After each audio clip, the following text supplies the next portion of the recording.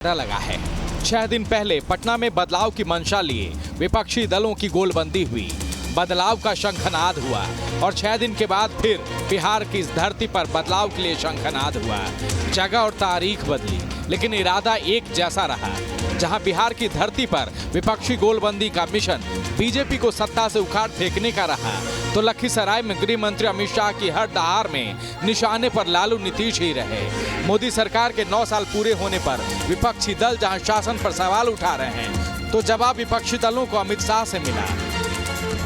गृह मंत्री अमित शाह ने मोदी सरकार पर उठने वाले हर सवालों का जवाब देते हुए कहा कि पीएम मोदी के 9 साल भारत गौरव के 9 साल हैं, भारत के उत्कर्ष के 9 साल हैं, भारत की सुरक्षा के 9 साल हैं। किसान सम्मान निधि के तहत देश के करोड़ों किसान और मेरे बिहार के 86 लाख किसानों को 18,000 करोड़ रुपया सीधा बैंक अकाउंट में डालने का काम नरेंद्र मोदी सरकार ने किया। 10 महीने के भीतर बिहार में 5वीं रैली और लोकसभा चुनाव से पहले अपनी 5वीं जनसभा में लालू नीतीश को गृह मंत्री अमित शाह ने दम भर ललकारा।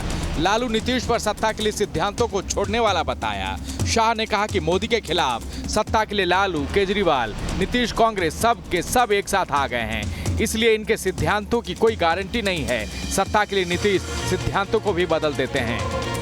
आज कांग्रेस के घर पर जाकर चौखट पर बैठे हैं फिर से देश के प्रधानमंत्री बनने के लिए। उनको प्रधानमंत्री कुछ नहीं बनना है।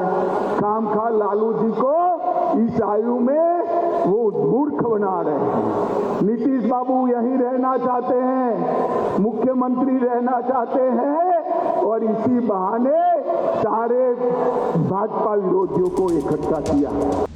लखीसराय की धरती पर गृह मंत्री अमित शाह की इस ललकार को जवाब भी मिला। हमला नीतीश पर हुआ तो जेडीयू ने शाह को घेरा, लालू के सिद्धांतों पर वार हुआ तो आरजेडी भी शाह और बीजेपी पर हमला करने में आगे आई। और माननीय अमित शाह जी को तो ललन बाबू के नाम पर फोबिया है। पूर्णिया में जाते हैं तब उनका नाम लेते हैं, हिसुआ में जाते हैं तब नाम लेते हैं, लेकिन राजनीति में 2015 में आदरणीय नरेंद्र मोदी को वहाँ मुंगेर में सभा किए थे और चारों खाना चित्त होना पड़ा था। तो याद रखिए, इतिहास फिर दोहराएगा। आदरणीय अमित शाह जी को पता हो गया, एहसास हो गया कि उनको बिहार में खाता बीजेपी का नहीं खुलेगा, इसलिए उन्होंने अपनी टीस, अपनी भड़ास निकाली। जो विपक्षी एकजुटता की बैठक हुई, ये बिहार की धरती से जो भाजपा के खिलाफ भरी गई है हुंकार, उसी का ये दिख रहा था प्रतिकार। जेडीयू अध्यक्ष के इलाके में शाह के हुंकार के पीछे लक्ष्य एक नहीं, ऐसे कई हैं, जैसे मुंगेर, जमुई और बेगूसराय का सेंटर पॉइंट लखीसराय रहा है। जेडीयू सांसद के किले को भेजने की रणनीति बनाई जा रही है। बीजेपी के फायर ब्रांड नेता की ताकत को परखी जा रही है। जेडीयू से मुंगेर लोकसभा सीट छीनने की तैयारी है। मुंगेर से बीजेपी अपना उम्मीदवार उतार सकती है।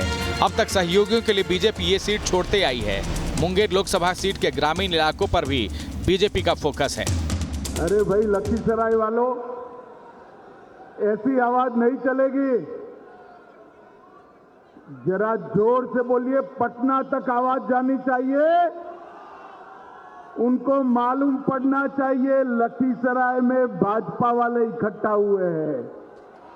मेरे साथ सभी लोग दोनों हाथ उठाएं। 24 में सभी की सभी सीटें भाजपा को जिताने के संकल्प की मुट्ठी भीजिए। यानी बिहार से सत्ता गंवाने के बाद पिछले 10 महीने के भीतर अमित शाह की ये 5वीं रैली है। इस रैली में भी गृह मंत्री अमित शाह ने अपने 27 मिनट के भाषण में 8 बार सीएम नीतीश का नाम लिया, लालू को निशाने पर लिया, मोदी सरकार के योजनाओं की तारीफ की और जाते जाते कह गए कि लखीसराय की इस धरती से कमल पर ऐसे वोट पड़े कि इसकी गूंज पटना से दिल्ली तक सुनाई दे। अब देखने वाली बात होती है कि इस महा जनसंपर्क अभियान का आने वाले समय में बीजेपी को कितना फायदा मिलता है। वीडियो जर्नलिस्ट राकेश के साथ रितेश मिश्रा, न्यूज़ नेशन, लखीसराय।